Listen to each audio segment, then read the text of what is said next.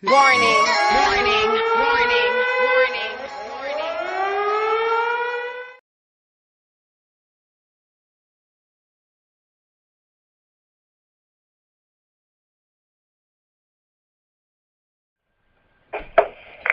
Good evening, and welcome to the New York Sports Guys program. You're rocking with for the next hour, you'll be rocking with the bad boys of sports talk. This is an uncensored sports talk channel. My name is Gags. My co-host, my personal left tackle, his name is Garris. How you doing, Paulie boy? Very, very good. What's going on, Mikey? Not much, hanging in there. Excited to do another hour of sports talk with you, my friend. Same here, brother. So let's get into a little bit of NFL football. Giants and Jets. This was pretty much the talk of the town today. The preseason game between these two teams. What did you think of this kind of meaningless but meaningful football game? Well, with the Jets, let's start with the Giants first. Nothing really you can take out of it. Eli played pretty well. Got him out of there. Basically, what I was looking to see is all about the Jets. The Giants are going to be fine. Defending Super Bowl champions, they just got to stay focused. With the Jets, a completely different story. It wasn't just a regular preseason game. They've gotten more coverage than any other team in the NFL on ESPN, and I don't know why they deserve. I don't think they deserve so much coverage. Tebow's getting all the attention, the most attention any backup has ever gotten, and he's a horrible backup. You know, not a horrible starter. He's a horrible backup. The guy sucks. He's been throwing passes into the ground over people's head. Sanchez looked pretty good. High percentage. I think he was 9 of 11. He got sacked 3 times. Tebow got sacked 4 times. Sanchez has to get a little bit more control of the offense. After getting sacked, you got to look at your offensive lineman and start screaming and yelling. He doesn't do that. The only thing Tebow's good at is Tebow actually was screaming at the offensive line, which was pretty good. You see some fire. Unfortunately, the only person he throws to is the turf. Well, I could just say this. Saturday night, I had a family wedding. I wasn't able to see the game live, but I was obviously following on the apps, checking the stats, checking the scores. And from what I saw, it looked like Sanchez wasn't playing too bad. But thank God for DVRs, because on Sunday afternoon, I got to watch the first half completely. And I saw him 3 for 4, no interceptions. At that point, he had no interceptions. And I'm wondering, why aren't they moving the football? And then when I watch the game and I see this offensive line, you can't even call it an offensive line. They can't stop air coming in front of them, especially Wayne Hunter, who gave up 4 sacks himself. No matter who they put in front of Wayne Hunter, the Giants' defensive linemen were able to get by him. And that is a major concern. If this Jets offensive line can't give Sanchez time, they're not going to be able to score points, and it's been obvious through the first 2 weeks of the preseason.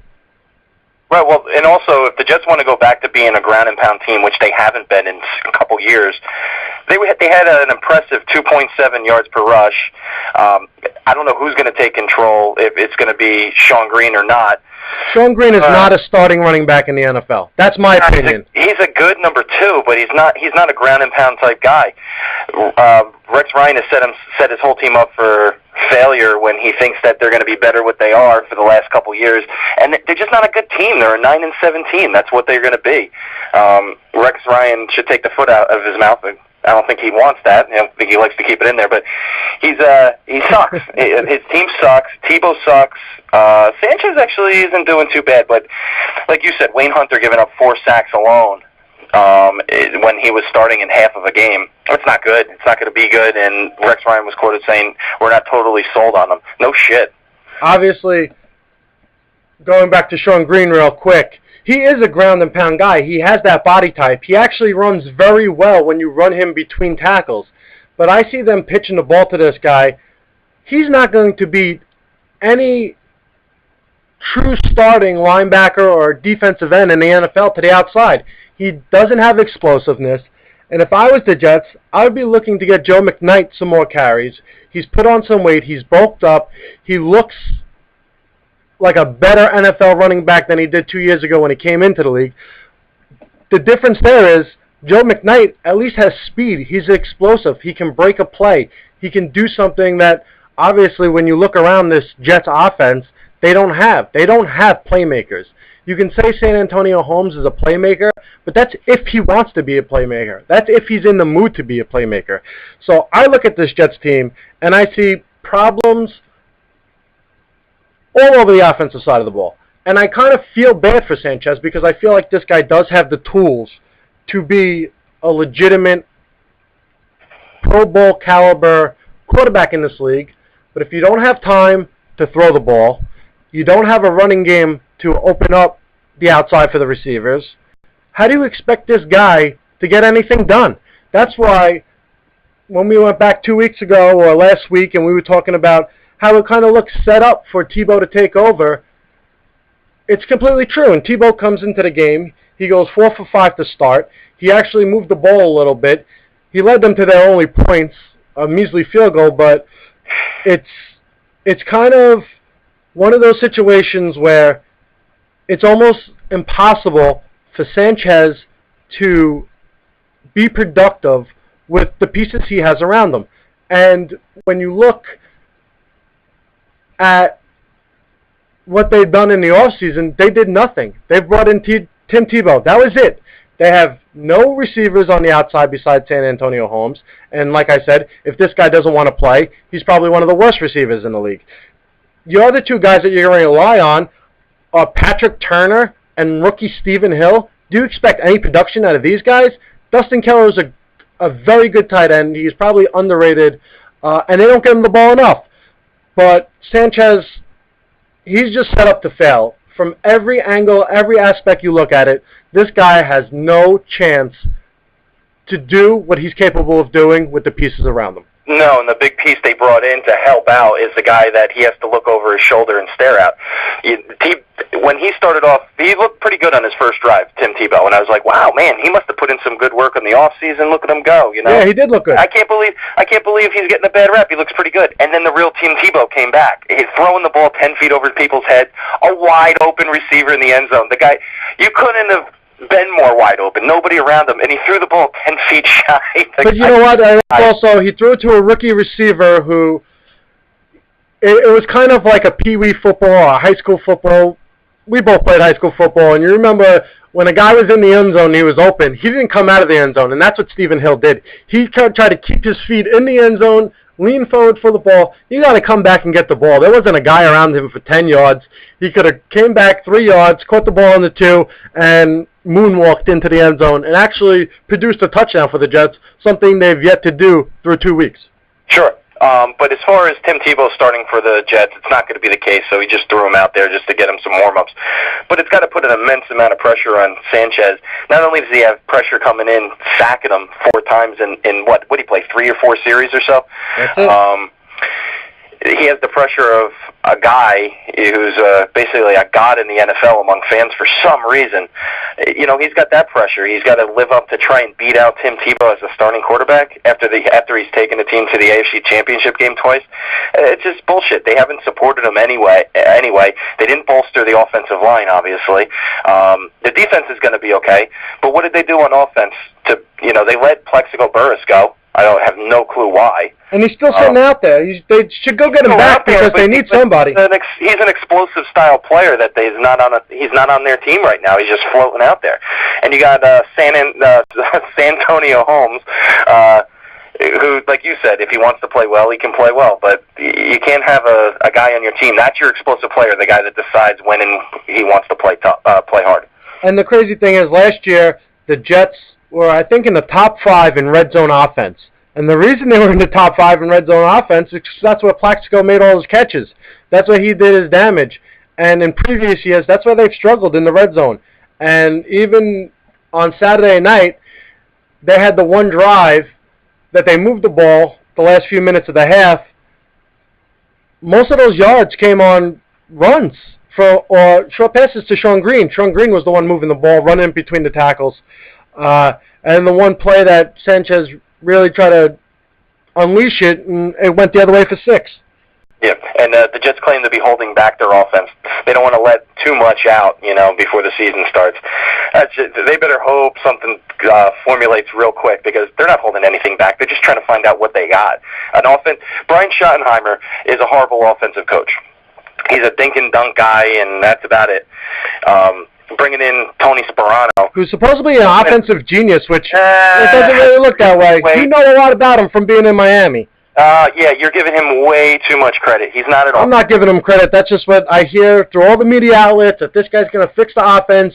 You know what it looks like? Wrong. That's from a bunch of people that don't know what they're talking about. He was an offensive line coach in Dallas, and he's good at that. How about you fix the fucking offense? He can't even get Wayne Hunter to block somebody. Exactly. He can't do what his specialty is, let alone run a shitty offense.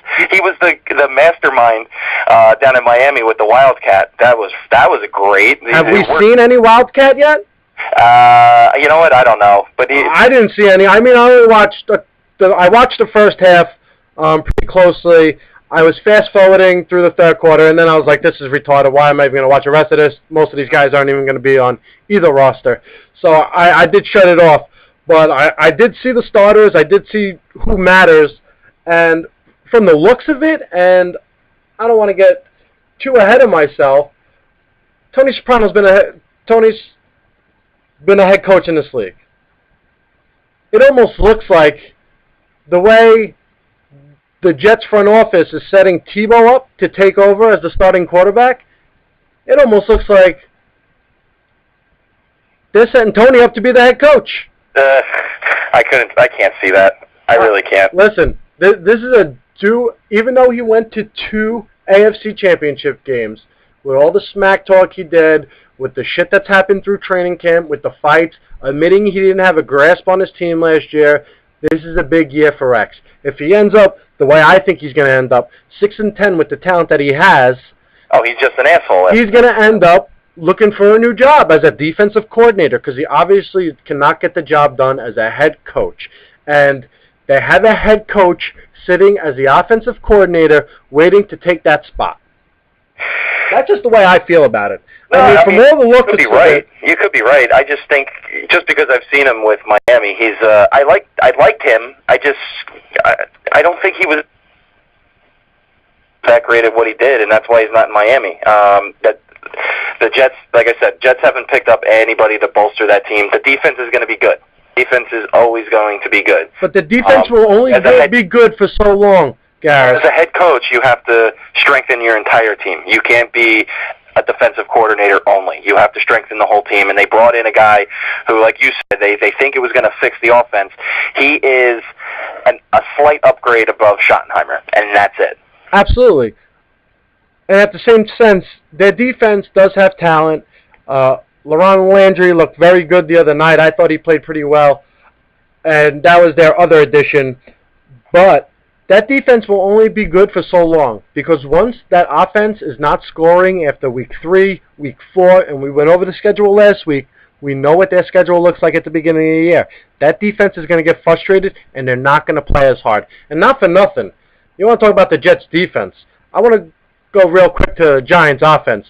They look like a well-oiled machine. And anybody who thinks Darrelle Revis can shut down anybody, I mean, the ball was a little off-thrown, but Victor Cruz had Darrelle Revis chasing his diapers.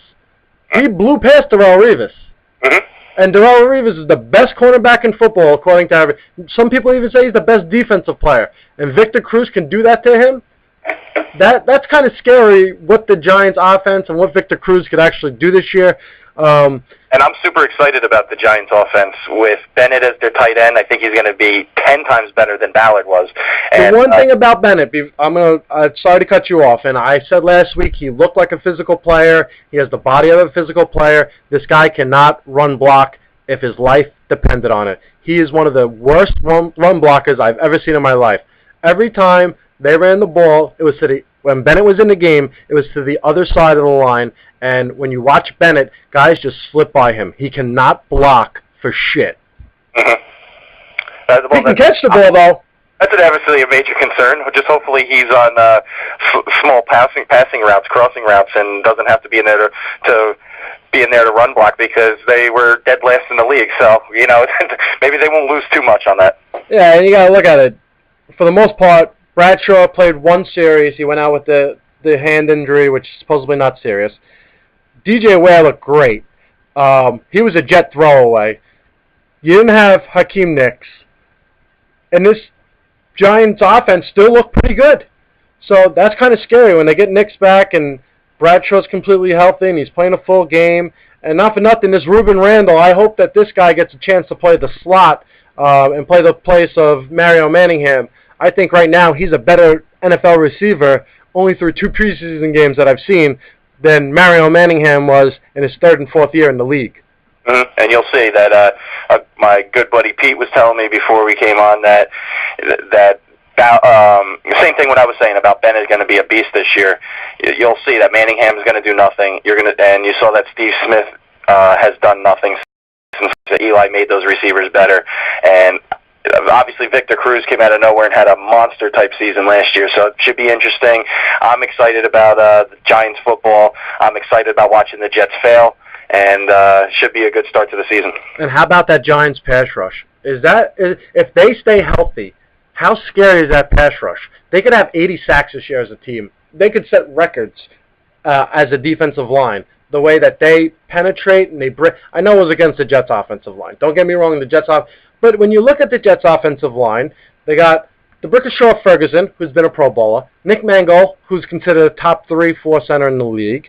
Matt Slauson is not a Pro Bowler, but he's not a pushover. Their weak link, Brandon Moore is a serviceable guy. Their weak link is Wayne Hunter. They should take Nick Mangold's sister, who was that weightlifter in the Olympics, hire that pig to play the offensive line to seal up the holes. I bet you she would keep guys in front of her better than Wayne Hunter keeps guys in front of him. Well, they certainly wouldn't want to be behind her. Oh, that's for sure. All right. That was a quick breakdown and review of Jets and Giants over the weekend. We're going to take a quick break. We're going to come back. We're going to continue on the NFL. We're going to talk about my partner's favorite team, Miami Dolphins. They broke some news about Ryan Tannehill just this afternoon. We're also going to get into some other things going on in the NFL. Stick with us. We're only a third of the way there, and we'll be back in a few.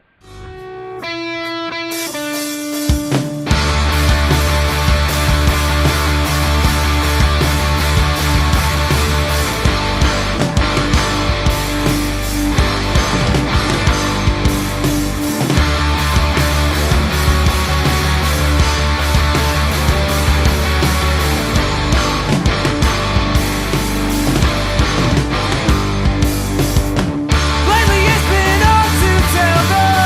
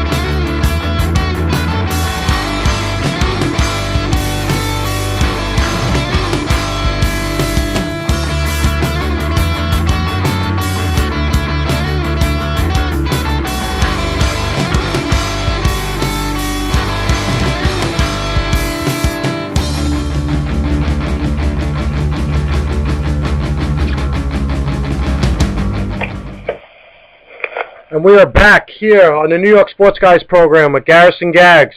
Don't forget, you can follow us on Twitter at NYSportsGuys1. You can like our Facebook, like us on Facebook. It's NY Sports Guys on Ustream.tv. All broadcasts are via Ustream.tv. We're going to get into a little bit of my partner's favorite team. They had a little bit of breaking news this afternoon. The Miami Dolphins. Garris, why don't you tell the audience what's going on with the Dolphins? Big news for me. I'm excited about it. The Dolphins broke news that Ryan Tannehill will be the starter. I'm not expecting too much, but I'm excited to let the young kid go. Matt Moore couldn't get control of the offense. That's why he's not the starter. It's pretty tough when he did a pretty good job towards the end of the run for the Dolphins last year. Won a few games, looked pretty good. Different style offense. He's not going to win you. He's not going to get you to the playoffs. He's certainly not going to win you a Super Bowl. Not that Ryan Tannehill is going to do that for you right now, but he's the future. Let's get it rolling. And I'm super, super excited. The guy looks like a professional quarterback, and I'm pretty excited about it happening. And this is what you've wanted since the beginning of training camp. You said, you know what, this team's not going anywhere. Let's put this kid out there. Let's see what he's got. He is the future, and your wish has come true, my friend. Absolutely. I wasn't sold on him when they drafted him. I didn't really know too much about him in college, never paid attention, just heard the name, on that Fat Fuck Francesa's sports show, talking about how he's probably going to be around the 8th pick. Got my interest because of it being the Miami Dolphins, and I started doing some research. Looked pretty good. I was concerned that he only played about a year and a half in college as far as a quarterback goes, but the guy's poised, looks the part. Just hope he can go to the next level, and whoever just put Miami sucks, so do you. Yeah, there's a little chat off to the side, guys, so if somebody just wrote Miami sucks, that's why I was responding to that. Yeah, and if you want to comment, you can comment in the chat. It's on the side. Say what you want. Call us assholes. We're big boys. We put our pants on just like everybody else. We can take it. So anyway, like I said, I'm excited about it, and it's just a new wave of young quarterbacks that are coming in. It should be interesting to see who can make it and who cannot, who's going to be the next Peyton Manning, who's going to be the next Ryan Leaf, and there's a young crop of young quarterbacks coming in, so it should be pretty exciting for the next years to come. Well, just on rookies alone, already been named the starter. We have Tannehill in Miami. Andrew Luck, no doubt, will be the starter in Indianapolis. They don't have anybody else. Painter, I don't even know how he's going to even be the backup. Brandon Weeden has already been named the starter in Cleveland. We have the standouts from last year, Cam Newton and Andy Dalton. We expect them to grow on what they've done last year. Both pretty much going to be on that Pro Bowl level. Also, in Seattle, this is the biggest shock to me. I expected Matt Flynn to hands down win that job easy. They gave him big money. They were the most aggressive to sign him in the offseason, and actually Miami was rumored to be the one that was going to go after him. Turns out it was Seattle. Seattle ends up drafting Russell Wilson from Wisconsin, and supposedly, I haven't seen much. I saw a little bit on the NFL Network, but he's a small guy, but he throws the ball like 80 miles per hour. It's amazing what this little, smaller stature guy, with the velocity he gets on the ball, the accuracy he has on his passes. He has a little bit of Drew Brees in him, so that should be an interesting race. And they say right now, if he continues to play the way he's playing, he might be the starter in Seattle. So you have this, you also got RG3 in Washington. Let's not forget about him. So you got, a nice handful of young quarterbacks coming into the league with very high promise, getting a lot of praise. Let's see who's going to end up being legitimate stars and who's just kind of the hype right now. This Brandon Weeden thing in Cleveland, not that either of us root for Cleveland or follow Cleveland very closely. He's 28 years old, so he's a rookie, but he's kind of an older guy already. They drafted Colt McCoy. Colt McCoy is a good quarterback, in my opinion. He's a good quarterback. He hasn't really gotten a fair shake in Cleveland, and they just handed the keys to the car to Brandon Weeden. Why, I don't know, but I have a feeling we might see him as, the biggest bust in this draft. Well, he's going to be the next Chris Winkie. Chris Winkie was drafted at age 28, 29, similar to this guy, and he went nowhere. You would think a guy with more experience, a little older, can, a little bit more mature, might be able to,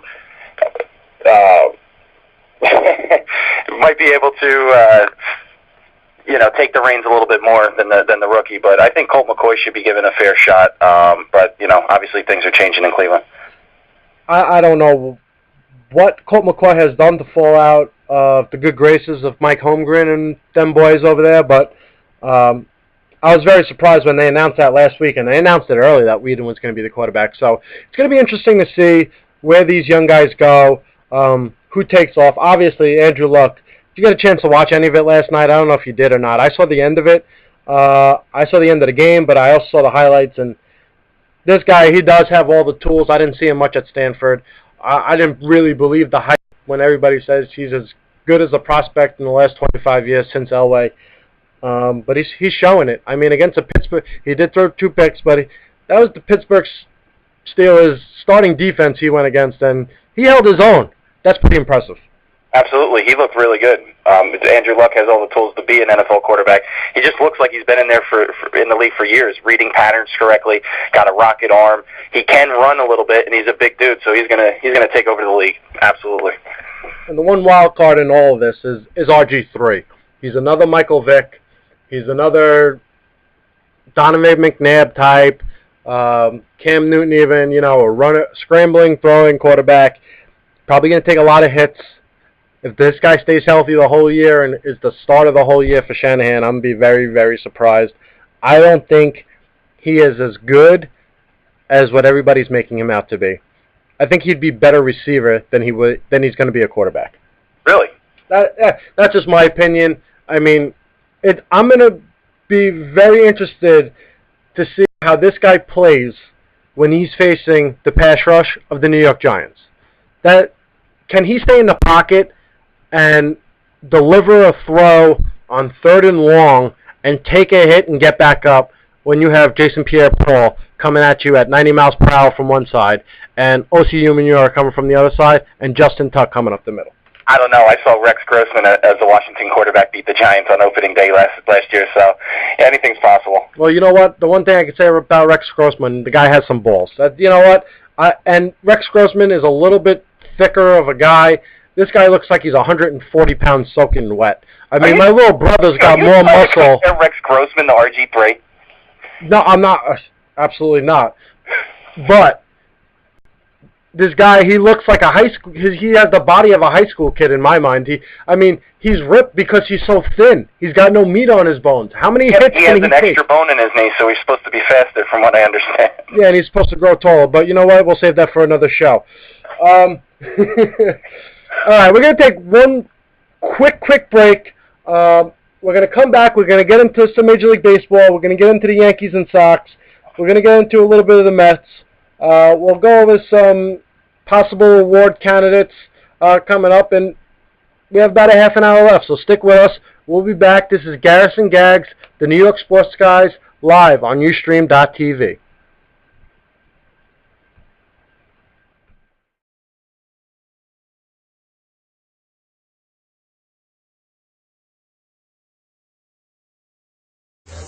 We could make you delirious. You should have a healthy fear of us. Cause too much of us is dangerous. So dangerous, we so dangerous. My flip mode squad is dangerous. So dangerous, we so dangerous. My whole entire unit is dangerous. Come on.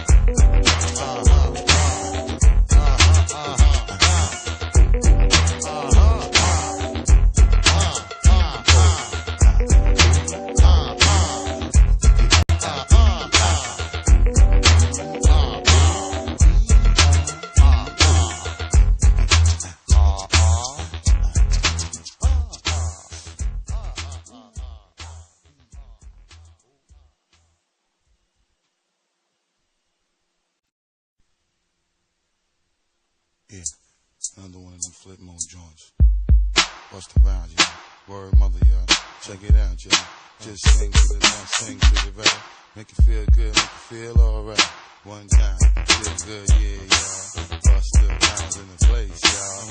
Nigga, you feel real good, y'all. Flip Moses Squad in the place, y'all. Buck wild to all of my niggas who don't care. Floss like a bunch of young black millionaires. Making you run, me and my done stacking my ones. Floss a little invest up in the mutual fund. Blowing the horn, a sense of every day I was born. Never dream I see a nigga landscaping my lawn. Dangerous, my nigga should be accurate. Have to get the flow be so immaculate. Hey yo, watching my dough, sipping my mo. Sipping it slow, them pretty bitches saying hello. Anyway, go ahead and display your olive oil. Little honey dip whipping a little cabriolet. I don't mean to hold you up, but I got something to say. Swear to only give you hot shit every day. Afraid of us, you know this ain't a game to us. You strange to us, that's when we getting dangerous. Come on. This is serious. We could make you delirious. You should have a healthy fear of us. Cause too much of us is dangerous. So dangerous, we so dangerous. Flip mode squad is dangerous. So dangerous, we so dangerous. My whole entire unit is dangerous. Hold your breath, we swinging it from right to left. With the wide cleft, nigga should be hot to death. Staying alive, you know only the strongest survive. Holding my heat under my seat, whipping the fire. Baseline for all of my people moving around. Give me your pound, all of my niggas holding it down. Cutting you up, the new shit, rocking you up, fucking you up. My black hole, sucking you up. Back in the days, a nigga used to be ass out. Now a nigga holding several money market accounts. Blaze the street, and then I would just like to announce. Feeling my groove, my jigga, making you bounce. Others is fed, me and my niggas breaking the bread. Straight getting it, we got you niggas holding your head. Afraid of us, you know this ain't the game to us. You strange to us, that's when we getting dangerous. Come on. This is serious. We could make you delirious. You should have a healthy fear of us. Cause too much of us is dangerous. So dangerous, we so dangerous. A flip mode squad is dangerous. We so dangerous, we so dangerous. My whole entire unit is dangerous. Come on. One time, y'all. Throw your hands real high, y'all. Yeah, get down, y'all. Let me see you all, y'all. Busta Rhymes flip mode, y'all. 1998, y'all. Get down, y'all. Let's have a ball, y'all. Feeling the heat up in the street, rocking the beat. Step up in the club, take me to my reserve seat. Coming around, all of my niggas surround me. So much bottles of liquor, y'all niggas will drown me. Making you drunk, feeling the funk, blazing the skunk. Stay hitting with the shit that blow a hole in your trunk. Afraid of us, you know this ain't the game to us. You strange to us, that's when we getting dangerous. Come on. This is serious. We could make you. We are back live on Ustream.tv. This is the New York Sports Guys with Garrison Gags. Next topic we're going to get into is a little Major League Baseball. We're going to talk about a little bit of the Yankees. Had a series with the broken down Boston Red Sox. Took 2 out of 3. Got a great pitching performance from Kuroda again. This guy looks like he could actually be a legitimate ace at 37, 38 years old. It's kind of surprising to me what he's done over his last 6 to 8 starts. And when you look at his numbers in the daytime, they're phenomenal. But now he's starting to pitch good at night, which is scary. And this is just what the Yankees need going into the postseason. They need a solid number 2, not knowing if Pettit's going to be back, not knowing if that bullpen is going to be what the bullpen's been in the past, especially with No Rivera at the back end. They need a guy besides CeCe. Hopefully he can come back healthy and stay off the DL the rest of the year and make it to October. They need a guy who's going to be a legitimate second starter that can get them into the 7th or 8th inning and make the bullpen get very few outs. So, being a Yankee fan, I feel very good about what they've done in the last 7 games against Texas and against Boston. Who was right? I'll have to say, you were right. 2 weeks ago, I was very nervous, especially before the start of the Texas series, with a 5-game lead, with that Texas offense coming in. The pitching staff seemed to be in shambles. They've gotten good performances from David Phelps. Where'd this guy come from? I don't know. But he is definitely a Major League ready pitcher. Maybe not in the Yankees rotation long term, but if he doesn't hang on with the Yankees, he'll find himself a job with another team. Ichiro, now hitting over 300 with the Yankees. He's hitting 21 of 23 games, which I did say when Ichiro was traded here on our opening night about a month ago, this guy was going to be revived. He looks to be revived. You don't question his defense. You were hoping he wasn't going to be a 260 hitter that he was the last 2 years in Seattle, and he's shown to be ready to go. And I think when the postseason comes, Ichiro's going to be ready to go. Ichiro's going to be the Ichiro of 8-9 years ago, and he's going to be a big-time player and a big-time piece to this Yankee team. But to me, the biggest story is the Boston Red Sox. As far as I've never seen a team with so much talent be in such disarray since the beginning of the year, and we haven't touched on the Red Sox at all. This team is so fucked up. I don't even know where to start. And obviously, it all starts with Valentine. You had plenty of experience being a Met fan, dealing with this jerk-off. You knew it wasn't going to be a good fit with those guys in that clubhouse. And it's just funny that he plays it like, oh, it's not a big deal, we're still in it. You know, you're 12.5 back in the division, you're 9.5 out of a wild card or whatever it is. They're done. They have no shot. Valentine's not going to be back. And I have a feeling you're going to see Francona back next year again with the Red Sox. Oh, man, that's not going to happen. That can't happen. Francona lost the clubhouse last year, where what Boston was thinking about doing was putting in Bobby Valentine in there to kind of be kind of a leader or a general. That just doesn't work with those type of players. And as far as ownership, allowing the entire team to come into his office and just completely, I don't want to play for this guy anymore. You're getting paid millions of dollars. Just shut your fucking mouth and go play baseball. You know what I think the biggest problem on that roster is right now? Pedroia, absolutely. We did not even discuss this before the show, and you're thinking the same way I'm thinking. I don't know if he's worn out his welcome in Boston, or he really is the team leader that everybody in that clubhouse looks to.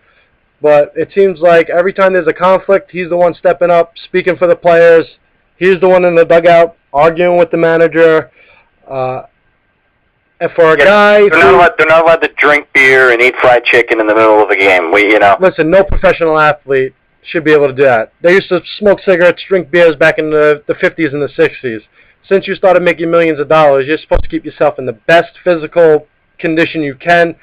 And to be doing that during games is unacceptable. Yeah, until you're, like back in the old days, you'd work half a year and then you'd go stock shelves at the King Cullen, you know what I mean?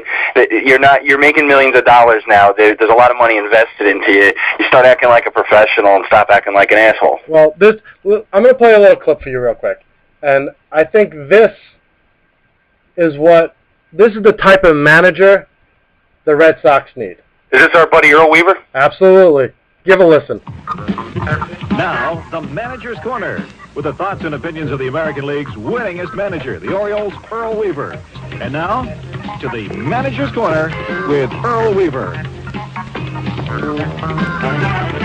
Bill Whitehouse, Earl, from Frederick, Maryland, wants to know why you and the Orioles don't go out and get some more team speed.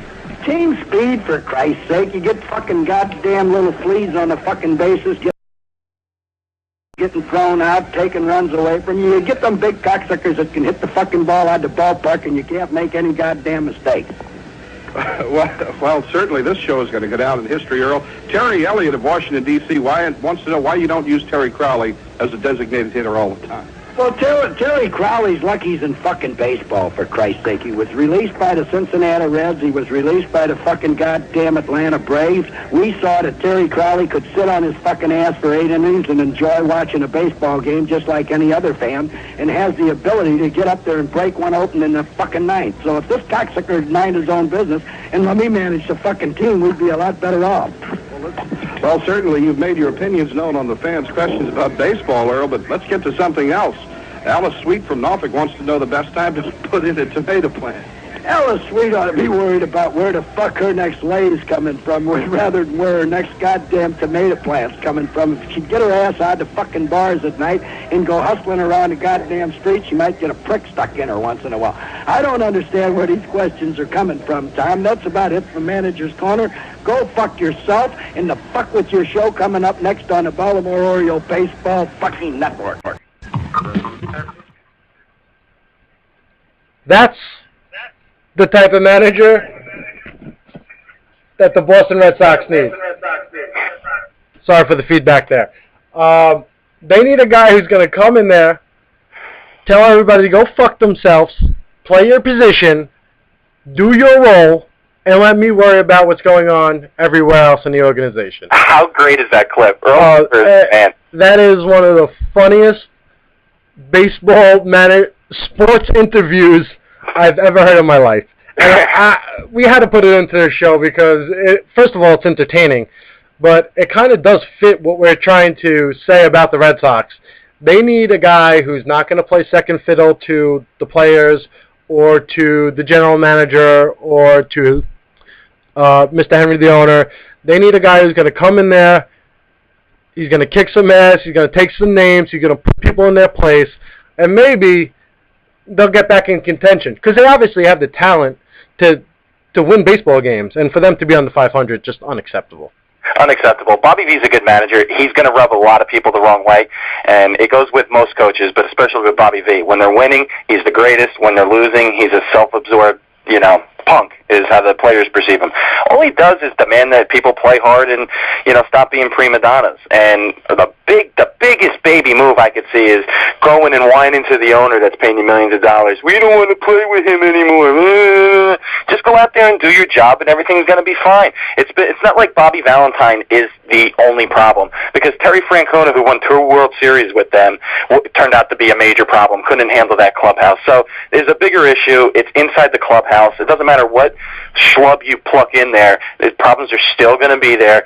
You got to find out what the cancer is on that team, and from what I've been hearing, it's Pedroia, and either get rid of him or just sit him down and have a heart-to-heart and saying it's either our way or the highway, and that's it. But the sad thing is, Francona, really, the 7 years he was there, the 2 World Series, he had one bad month where he kind of lost control of that team. Last September, they were in contention. They just fell apart in September, and they put all the blame on him, and I thought it was unfair. I thought he did a good job. I think he's actually a very good baseball mind. I enjoy listening to him do the broadcast on ESPN now. He's very insightful. And for some reason, I have a feeling they're going to look, at least because the players they have on the contract, Pedroia, Crawford, Gonzalez, Beckett, Lester, they all love that guy. They're going to want him back. And you know what? They had to make a scapegoat last year for what happened, their collapse, and they used Tito to be the scapegoat.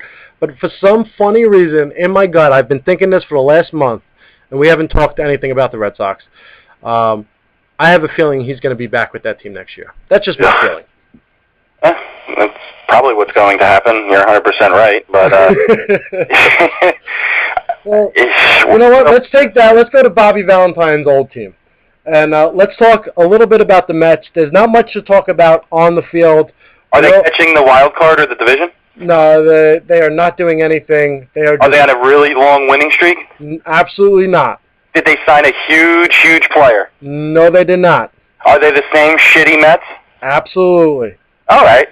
But there was a story that was released over the weekend that caught They're going to be spending a ton of money in the offseason next year. Unfortunately, it's the opposite. They're looking to cut more payroll. This is a team that was in contention for the first half. They looked like they had a chance if they had 1 or 2 more pieces in the bullpen. If they had a catcher that can throw some guys out and maybe hit more than 230, they could have been fighting for the second wild card spot at least. Just a month, 6 weeks ago, they were a half a game out of the wild card, 3 out of the division. Now they're sitting 17 back. It's kind of sad, but there was a report that Sandy Alderson said that he's looking to cut not a lot more from the $90 million they're at right now, but they're going to be cutting salary again. And what they have coming off the books is about $17 million, $17.5 million. These are the guys that have come off the books this year. Pelfrey, who's making $5.6 million, he's arbitration eligible. They're not even going to offer him arbitration. They're just going to let him walk. Hopefully another team signs him. Go lick his hand somewhere else. Yeah, well, if another team signs him, Sandy's looking at it as they'll get a supplemental draft pick. And then now they have Harvey, who looks to be going to be a decent major league pitcher, so he's going to fill that role.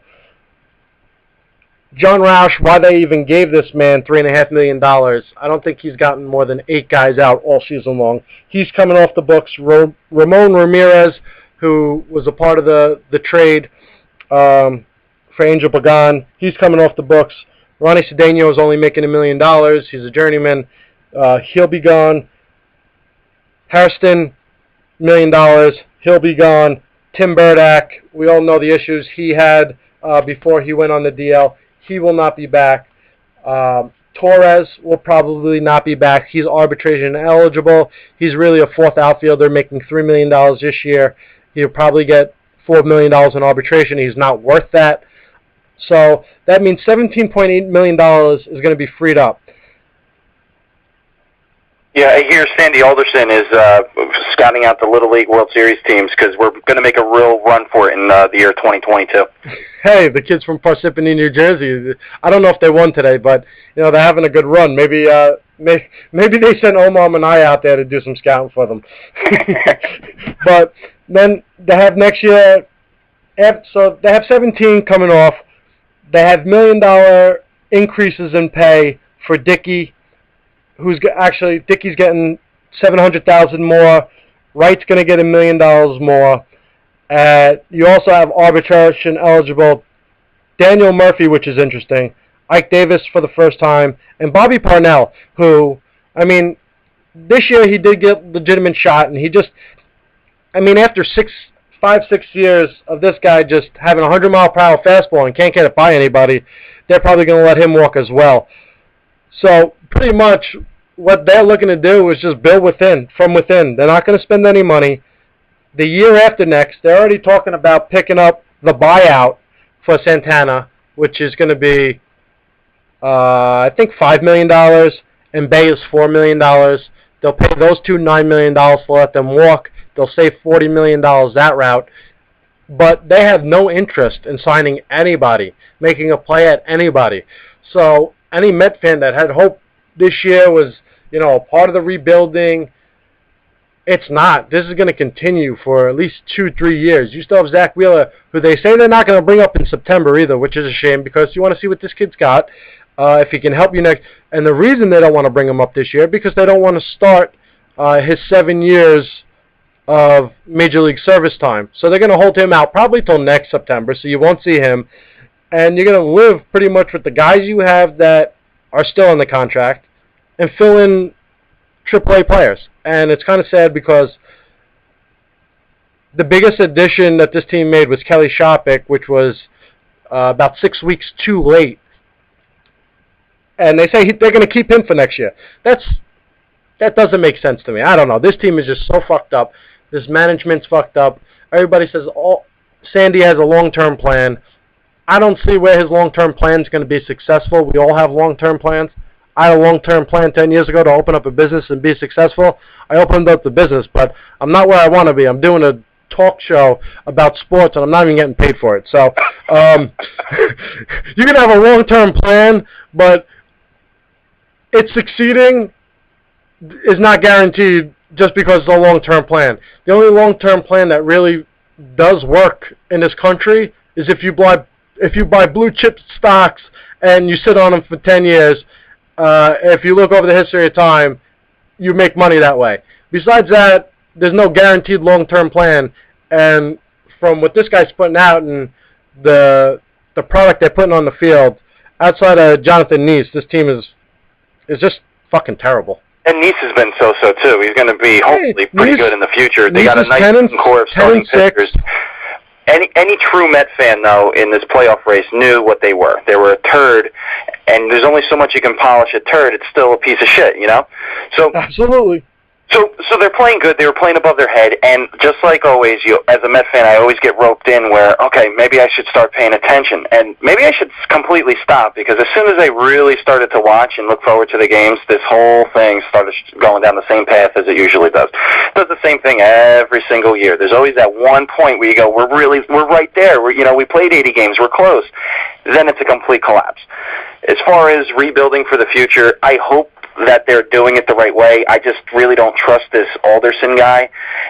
What is he, a big Moneyball type of manager? Yeah, he came from Oakland and San Diego, so When is that going to pan out? When did that ever pan out for him? It's not going to pan out in New York where you're competing with the You have a Yankees. $1 billion stadium sitting over there. I know they have the lower ticket prices, but Jesus Christ, you got to keep that stadium packed if you want to really rebound, and you got to put in some good players, bring in your young players. Even if you pick up a couple nice role players just to fill in. Yeah, I've seen some things work out, but they're generating no interest in this team. And the sad thing is, they lowered. I'm sorry to cut you off. They lowered the ticket prices, and their attendance is still lower by 3,000 a game than it was last year. And last year, they were terrible. They were terrible last year. At least this year, you had interest for the first 3 or 4 months of the season. But the Mets fans didn't turn out for the first half. They started to turn out right after Santana's no-hitter, and a couple weeks after that is when the whole team collapsed. So, I'm surprised they have anybody showing up at that stadium anymore. I go in extreme cases. I'm 100% for my team when I think they got the right pieces in place, or they're going to be doing well, or they have the possibility. But when I feel like I'm being ignored, like the way the management's running the organization, I really could care less, and I want to see the whole thing burn. Well, that's kind of the route that it looks on. It's a long-term plan for it to all crash and burn. Real quick into a story that broke today. Not that anybody gives a fuck, especially me, and I'm sure you don't. But anybody out there who doesn't know, Roger Clemens is actually going to make a return to baseball. He's going to pitch for the Independent League in Texas. He will be pitching for, let me grab my notes real quick, the Sugar Land Skeeters. Roger Clemens is now 50 years old. He's still throwing the ball 87 miles per hour, and his agent says he has 3 pitches that still have good movement, and he can throw them for strikes. Now, is this guy just trying to save face? I mean, listen, we all know he was a cheater. Yeah, I don't care what the court said. He stuck a needle in his ass. If Pettit did it, he definitely did it. He beat the government. That's enough. Go live on your ranch, be a happy person.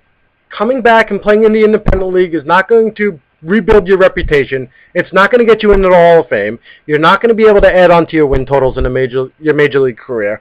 You're pretty much just looking for attention because he's a fucking egomaniac. Yeah, you should just retire into the sunset. Eventually, we'll forget about you. Nobody talks about Barry Bonds anymore, and he was public enemy number 1. Nobody mentions his name anymore. It's about the latest news in the latest name in the papers. Whether it was Manny Ramirez, what was that, 2 years ago? Melky Cabrera this year. It's whoever is the next offenders who we're going to focus on. He should have just went into the sunset, and just everybody would have just forgotten. But he's an egomaniac who has to come back at age 50. Yep. No one's going to fall off. Absolutely. And you know what? Since he beat that case, and we all know in the court of public opinion he was guilty, but he has another year or 2 till he goes onto the Hall of Fame ballot. Then he has 15 years to actually get in. If he would have just kept quiet, not try to draw any attention to himself, who knows, maybe 15 years down the line he might have had a chance to get in. I don't think he would have, but to do this, now it's a circus. Now we know you love yourself so much, and you think you're that great that you're going to come back. Who cares if you're striking out 20-year-olds who play in the Texas League? That's not impressive. Dramatic things. Him playing for the Skeeters. Oh, well, maybe they should send Susan Wahlberg down to cover the game, because I can't fucking stand that bitch. He's hanging out in my box. In George Steinbrenner's box. No, in my giant box. Hey, you know what? It's sad for me to say this because I love him and there'll be nobody like him. But thank God Steinbrenner is not alive, because he would have signed this guy back up for the stretch run at $20 million. You know it. I know it. Every Yankee fan knows it. So, you know what, Roger? Good luck to you. We don't give a shit about you. And I hope you take a line drive off your face. Sign Piazza. All right, we got 5 minutes left in this broadcast. And the last thing we wanted to go over real quick was we want to talk a little bit about the favorites for the awards. American League Cy Young, National League Cy Young, MVPs in both leagues. Have you given any thought to this? Who is your American League MVP to this point? Trout. Trout, huh? Uh-huh. Even with a team that right now is reeling that I thought they were going to take off. Only 2 games over 500. He still leads the league in hitting, but is he the MVP? He's the Rookie of the Year, hands down. Yeah, absolutely. When you look at Miguel Cabrera's numbers, you don't think Miguel Cabrera's numbers are better, plus his team has a more likely chance to make the playoffs? Good argument. Now I'm saying Cabrera. Because I was looking at the numbers, and Cabrera is in the top 5. If he's not in the top 5, he's in the top 10 of everything offensive. This guy just consistently is a beast. He doesn't get much recognition. He plays in Detroit, which is a big hitter's ballpark, and he continues to hit for power, hit for average. When he does play defense, he's not too shabby. To me, no Victor Martinez this year. Prince Fielder did not have the year that everybody expected him to have. He's had a good second half, but overall, on a total, this guy's kind of been the glue to that offense. And for this year, I really do think Miguel Cabrera deserves the MVP. And I would say, even second, I know that you like Trout. Derek Jeter is having a year with all the injuries to the Yankees. He's been as consistent as he's ever been. He's hitting over 320. He's leading the American League in hits. I think he's 6th in average.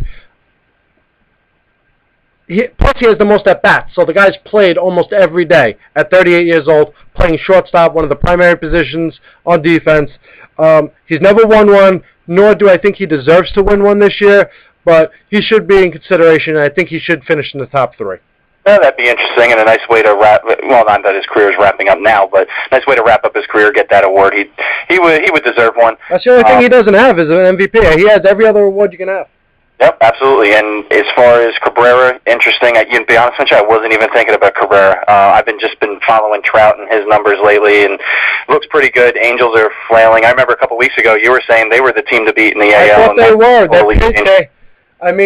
They had an 8-0 lead against Tampa over the weekend, and they lose the game. Like, this team, it just doesn't. It seems like there's something missing now. All of a sudden, since they brought in Greinke, it seems like this team doesn't have the chemistry they had in June and July. That when they went on that tear and they kind of came from 10 games under to go 12 games over.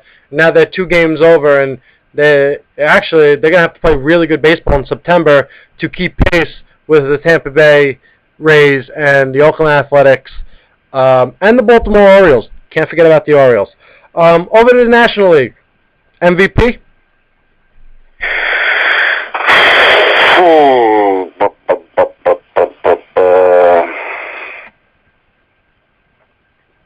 I don't know. I'm kind of split here. It's not Melky Cabrera, I can tell you that. No, he was leading. Something happened recently. I think he went on the DL. I haven't heard from him in a couple days. Shit. All right, well, you know what? I'm going to pick it up. I'm going to tell you, I think Andrew McCutchen, what he's done with Pittsburgh, he's been flat out the heart and soul of that team. Pittsburgh hasn't been in the playoffs since '92. It's been 20 years. This team, I don't think, has finished 500 in 20 years. He does everything. He plays center field. He hits for power. He hits for average. He steals bases. I really do think he deserves it. There's nobody who really stands out in the National League, at least to me. But when you look at all the numbers and you look at what he means to that team, I would say McCutchen is going to win that MVP. Absolutely. He's had a great year. He would be a top candidate. If the Mets didn't collapse, I would say Davey Wright might have been up there, but obviously they've fallen off the face of the earth. They don't count. It's interesting that I'm pretty happy to see that Pittsburgh's up there fighting for that final wild card spot. I'm liking the old school teams being up there. It'd be nice to see Pittsburgh make the playoffs for the first time in 20 years. McCutchen's a great young player, and he would deserve it. He deserves the MVP, absolutely, and it would do wonders for that city because their owner sucks. It would be nice for the fans to get something over there. Absolutely, and if Joey Votto didn't get hurt, I think he would have his numbers would have continued to rise, and he would have probably been my number. There would probably be 1 and 2 in my book, but Votto's been hurt. Well, certainly it would have been a nice. Cincinnati continues to win, though. Cincinnati in the Central, Pittsburgh in the Central, and those two battling for it. It would have been interesting, but it's a shame. Let's stick in the National League with Cy Young. Okay. I've been trying to follow and trying to get the score. My iPhone's not working properly, but I just got the update. I was kind of hoping to see if Dickey was going to win his 16th game, because I would love to see I would love to see him win it. Hopefully he gets the attention on a shitty team. I think he's going to win it. I hope so. I really do. Right now, he's at the top of my list for what he's done with the guys that he has around him. He gets no run support. The guy has to throw a shutout or give up less than 2 runs to get these wins. He's had a couple of one-hitters, couple of two-hitters. And you know what? Even though he had a rough patch before the break and right after the break, he's consistently throwing the ball good. He's the only one winning games. He's the only one battling besides Nice on that team. And what about Cueto? See, Cueto is a good pitcher, and he's been good for a couple of years. But when you look at the offense that he has and in the ballpark that he plays in, they score so many runs for him. I mean, you guys, that lineup's got Brandon Phillips, Jay Bruce, Joey Votto. I mean, and I know he's pitching. I think he's definitely got under a 3. I think he's got under a 2.5 ERA, if I'm not mistaken. And he's got 16 wins where R.A. Dickey doesn't. I understand what you're saying about run support. But if you look at the talent around him, Dickey has done more with less. Oh, absolutely. That's why. I mean, and Dickey, when you hear one win, Dickey could have won 3 or 4 more games if they had a guy who can close games out or pitch in the 8th inning for them. Don't forget that. True. A lot of blown saves. I mean, he has under a 3 ERA too. Absolutely. The only difference is, how do you think the Cy Young is going to work? Because I know when it comes to MVP, if you got 2 guys battling for it, it's usually the guy if the guy is in the middle of a playoff race, he's almost a shoo-in to get it. What about in a situation like this? Do you think that the sports writer... Well, if you look a couple of years ago, Felix Hernandez, he was a .500 pitcher, King Felix, and they gave him the Cy Young when they had guys like Price and Sabathia who won 18 and 19 games and actually were in the pennant race. They made it to the playoffs, and they still gave it to King Felix on the sabermetrics, which I hate fucking sabermetrics. For some reason, they just annoy me. They're the stupidest stats in the world. It comes down to performance, wins and losses. What do you do for your team? And King Felix is going to be in the race again this year, playing on a shitty team, even though he has better numbers and he has a better win-loss than he did last year when he won the Cy Young. But going over to the American League, Jared Weaver, even though, and he was hurt for a short period of time, don't forget, he got hurt against the Yankees. This guy, he seems to be, at times, unhittable. I mean, Verlander's great, King Felix, David Price. The American League is stacked with the top of the line, but I think Weaver deserves it this year. Yeah, David Price, Jared Weaver. It should be interesting to see how that comes down. Who's the relief, the closer over in Tampa Bay? Is that Rodney? Yeah, Fernando Rodney. Yeah, he's a leading candidate too. But I don't like seeing a closer get it. I'd love to see. If you're going to say Fernando Rodney's in the race, then Rafael Soriano's got to be, because he's been tremendous for the Yankees. Oh yeah, I think he's amazing. got like 20, he's under a 2 ERA. And he's got like 29. I don't know his numbers. 29, 30 saves, and he didn't start closing games till May. So he wasn't the closer for the first month, 5 weeks of the season. And what he's done, hopefully he can continue this in October when the lights are the brightest. But I mean, if you're going to put a closer, I hate giving closers a Cy Young. I think the guys who pitch the 200 innings, the guys who go deep into games, they have the most impact on the game. They have an award for the reliever. It's called the Fireman, and Rodney can take that. But I think the American League right now, my personal opinion, I like Jared Weaver. You can make an argument for King Felix. You can make an argument for Verlander. David Price has been absolutely phenomenal as well. But I think that's going to be probably the closest, tightest race to pick, is the American League Cy Young. Yeah, I just jumped on ESPN's Cy Young predictor, just taking the stats and just kind of seeing where they fall into place. Yeah, David Price is 16-4 with a 2.39. Weaver is 15-3 with a 2.74. That should be a close battle. Where the 2 closers that are in the mix, they actually have Fernando Rodney listed as number 2 in the Cy Young predictor. Wow. Who has 38 saves. With a .79 ERA. Soriano's listed at number 8, which he has 31 saves with a 1.64. Pretty good. At least he's getting a little recognition. If you're going to put Fernando Rodney up there, who's done it all year, if Soriano started in that spot at the beginning of the year, he would probably have 40 saves. I think Mariano was like 12 or 13 before he got hurt or something like that. I don't have exact numbers. I'm trying to run this production program over here, so I really don't have the access to numbers that you have. But it's going to be an interesting race. I think all the races are pretty close. I don't think there's anybody who really jumps out and says, hands down, this is the guy. And it should be a fun September, and you never know who's going to get hot, who's going to get hurt, and you know what we predict now is probably going to be completely wrong, and that's why they play the games, and we as fans watch them and see what happens. Absolutely. All right, that's going to close us out. We went a little bit over our scheduled time, but you know, who gives a fuck? We've run this program, so join us for our next broadcast. It was supposed to be Saturday, but we're going to skip Saturday. We're going to go back to next Monday, 7 p.m. We'll be back on air live, Ustream.tv. This is Garrison Gags and New York Sports Guys signing off for now. You got any last words, Garrix? Penis. All right. We'll see you next week. Thanks for tuning in, everybody. Good night.